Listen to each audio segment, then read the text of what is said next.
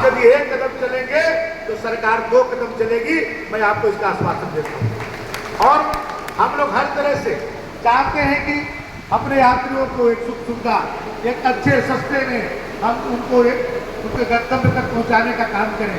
इसलिए हम लोग सभी अपने रोडवेज जो हमारे डिपो है उसको आधुनिक बनाने जा रहे हैं। उत्तर प्रदेश के 5 डिपो हमारे आधुनिक बनने के लिए उसका टेंडर हो चुका है, काम शुरू होने जा रहा है। 8 और भी हमारे डिपो NHAI से बात हो रही है, NHAI के माध्यम से कराने जा रहे हैं। बाकी हर जनपद में मैं चाहता हूं कि एक डिपो ऐसा बने जो हवाई अड्डा की तरह बने।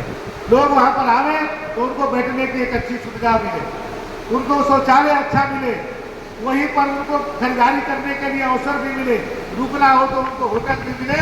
और हमारे भी कर्मचारी और अधिकारियों को भी ऐसी वहाँ पर हम लोग अपने डॉर्मेट्री बनाए कि कोई हमारा ड्राइवर और कंडक्टर यदि डिपो में जाए तो आराम करने के लिए उसको भी वातानुकूलित व्यवस्था हो, वहाँ पर कैंटीन हो कि जहाँ पर वो सस्ते में जा करके खाना करके आराम कर सके। उनकी भी हर चीज़ों को देखना हम सबकी जिम्मेदारी है। इसलिए आप लोगों को अनवरत रूप से चाहे साल में चाहे 6 महीने में 3 महीने पर एक बार मेडिकल चेकअप भी आप लोग कराइए। बहुत मेडिकल चेकअप कराना अनिवार्य करिए। मैं तो चाहता हूं कि रोडवेज में भी हम कुछ डॉक्टर नियुक्त कर दें, कम से कम आप लोग के नियमित चेकअप करता रहे कि किसका आंख ठीक है, किसको शुगर है, ये सब चीज चेक करके उसकी दवाएं भी कराई जाए। नहीं तो क्योंकि आज उसके कारण भी आज एक दुर्घटना बढ़ रही है, उस दुर्घटना को रोकने की भी हम लोग व्यवस्था करें। उसके लिए भी एक कदम आगे चलेंगे हम लोग। योगी जी आप सबके लिए आपने देखा होगा 2000 बसों का सौगात उन्होंने दिया। यहाँ के रोडवेज के जो डिपो बनाने के लिए भी 200 करोड़ रुपया अलग से दिया। जो पैसा बकाया था हमारे दूसरे विभागों पर 348 करोड़ रुपया उसको भी उन्होंने देने का काम किया। और 2025 तक 7000 नई बसें खरीद लूंगा। आपकी जो पुरानी बसें हैं उसको हटा करके नई बसें और बसों की बेड़ा को भी हमको बढ़ाना है, बसों की बेड़े को भी बढ़ाना है। और आप देखिए एक साल से परिचालकों की नियुक्ति नहीं होता। पिछले साल मई में मैंने निर्देशित किया था परिचालकों की भर्ती के लिए और आज की तारीख में भी वो भर्ती पूरी नहीं हो पाई। आज कहीं न कहीं हम लोग के जो मशीनरियों में जो गड़बड़ी हो रही है उसमें हमने कह दिया था कि भाई जो मेरिट पर आवे उनको आप, उनके सर्टिफिकेट में जो मेरिट पर रहे उनको आप करिए। कोई भी हमारी आउटसोर्सिंग एजेंसी लड़कों के साथ कोई भेदभाव न कर सके, इसलिए हमने मेरिट का सिस्टम कर दिया था। आने वाले दिनों में और पारदर्शी बनाया जाएगा। कोई भी नौजवान यदि योग्य है तो नौकरी उसके घर तक पहुंचेगी। ये योगी आदित्यनाथ जी का लक्ष्य है, तो हम लोग उसको पालन करेंगे। नौकरियों में पारदर्शिता ला करके एक नियुक्तियों को करेंगे। और आपकी जो भी समस्या होगी राकेश जी और अपने रमाकांत जी बताएंगे, एक करके एक साथ लाइए। एक जो भी मांग आपकी जो है सही होगी उस मांग को हम लोग 100% पूरा करने का आपको आश्वासन देते हैं। क्योंकि मुझे पूर्ण विश्वास है कि आप सब सुरक्षित रहेंगे। आपके स्थिति जो आपका मानसिक रूप से आप यदि संतुलित रहेंगे, आप अपने परिवार के चिंताओं से मुक्त रहेंगे तो आप बेहतर काम कर सकते हैं। और उसके लिए जो भी सरकार के द्वारा जो भी आवश्यक कदम होंगे उसको हम लोग उठाएंगे। आप सबने मुझे बुलाया, आपको मैं हृदय से बहुत बहुत बधाई धन्यवाद देता हूं। और आज कुंडी जी ने कहा कि एसी हॉल का, लेकिन मेंटेनेंस में पैसे के अभाव में ये नहीं बना और आज ही जाकर के मैं इस पर निर्णय लूंगा। तत्काल इसको एसी को बनवाइए। हमारे कोई यात्री जब इतने सुंदर बना हुआ है तो इसका पूरा का पूरा लाभ हमारे यात्रियों को भी, हमारे कर्मचारियों को भी मिलना चाहिए।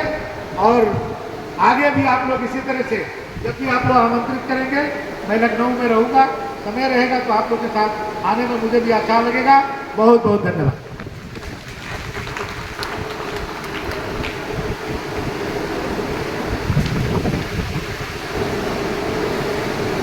किन शब्दों से हम धन्यवाद करें अपने परिवहन मंत्री जी का।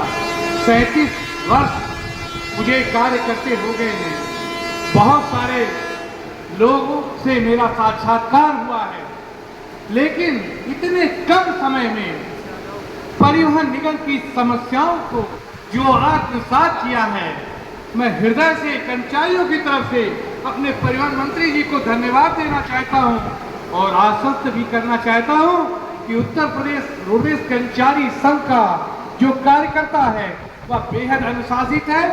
आपके द्वारा दिए गए दिशा निर्देशों पर खरा उतरने का प्रयास करेगा और इस तरह की कार्यशालाएं देश हित में, राष्ट्र हित में, निगम हित में आगे भी आयोजित की जाती रहेंगी। आपने उनके परिवार के विषय में सोचा, उनके स्वास्थ्य के बारे में सोचा, प्रदेश की जनता के बारे में सोचा, संविदा के उन मायूस कर्मचारियों में आज जान फूकी है, तो मैं उनकी तरफ से यह आश्वस्त कराना चाहता हूं कि अगर परिवहन मंत्री जी का सपना आप सबको नियमित करने का है तो संकल्प उठा लीजिए कि इस वर्ष दुर्घटनाओं की जो संख्या है इन्होंने आधी कही है। मैं तो कहूंगा कि हमारा ड्राइवर इतना सक्षम हो कि जीरो कर सकता है, उस जीरो की संख्या को लाकर कि हम अपना सही तरीके से धन्यवाद इनको दे पाएंगे। अभी मृतकाशित के विषय में एक वेदना इन्होंने कही, इनके पास तमाम कर मैं खुद इनकी बातों से ये 2 बार वास्तव में इन्होंने मुख्यमंत्री जी की लड़ाई लड़ी उस पैसे को लाने के लिए जो कि असंभव था, बजट में प्रोविजन कभी नहीं हुआ था, लेकिन आज हम लोग सोच रहे थे कि निगम नहीं बच पाएगा, लेकिन इनके प्रयास से, ऐसे जुझारू परिवहन मंत्री के प्रयास से आज बसें भी नहीं आई और कर्मचारियों का वेतन भत्ता भी बढ़ा। इनके कार्यकाल में 16% संविदा को वेतन वृद्धि हुई जो पिछले 10 साल में कभी नहीं हुई। संविदा का जो कटौती थी 50%, वो भी इनके समय में 1/3 हुई। वो कटौतियां भी हम अनुरोध करेंगे कि 0 में कर दी जाए, क्योंकि मिनिमम वेजेस तय हो। ऐसा हम परिवहन मंत्री जी से अपना अनुरोध पत्र इनको देंगे। और जिस तरीके की आज इन्होंने बात कही, मैं बहुत ही ज्यादा भावुक हो गया हूं कि ऐसे सुरक्षित हाथ में है, ईश्वर इनको दीर्घायु दे, इन कर्मचारियों की दुआएं दे कि यह इसी तरीके से कार्य करते हुए इन 55,000 कर्मचारियों को एक अच्छा जीवन जीने के लिए जो संकल्प लिया है आपने, उसमें हम आपके सहयोगकारी बने, सहयोग करने के एक अंश हमारा भी रहे, उत्तर प्रदेश रोड कर्मचारी संघ का भी रहे। आपने एक बात कही कि अमृतकाल चल रहा है, बहुत सुंदर बात कही कि आजादी के समय में हम लोग पैदा नहीं हुए।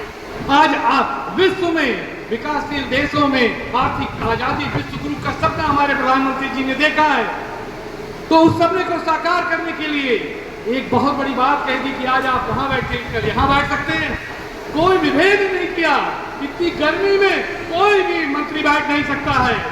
मैंने बहुत सारे मंत्रियों को देखा है, इस जीवन काल में 58 साल की मेरी उम्र हो चुकी है, किंतु जो भावना इन्होंने 2 साल के अंदर पढ़ ली, मैं वास्तव में 37 साल के इस कार्यकाल में मैंने नहीं पाया कि बस बेड़ा और भत्ते दोनों साथ साथ बढ़े हो कर्मचारियों की सुविधाएं तथा यात्री सुविधा के लिए। अभी इन्होंने कह दिया कि एसी जो ये बस अड्डा है, अगर एसी खराब है तो इसे वातानुकूलित करने के लिए हम तत्काल इस पर निर्णय लेंगे। हम आभारी और धन्यवाद पुनः देते हैं अपने सभी कर्मचारी आगंतुकों को। अभी एक कैबिनेट मंत्री और 2 मंत्री आ रहे हैं, रास्ते में है, इसलिए आप लोग उठकर मत जाइएगा।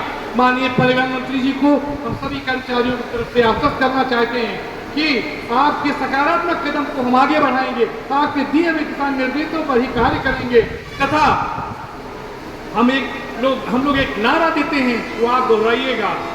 बीएमएस की क्या पहचान, त्याग, तपस्या और बलिदान। बीएमएस की क्या पहचान, त्याग, तपस्या और पहचान। बीएमएस की क्या पहचान, त्याग, तपस्या और पहचान।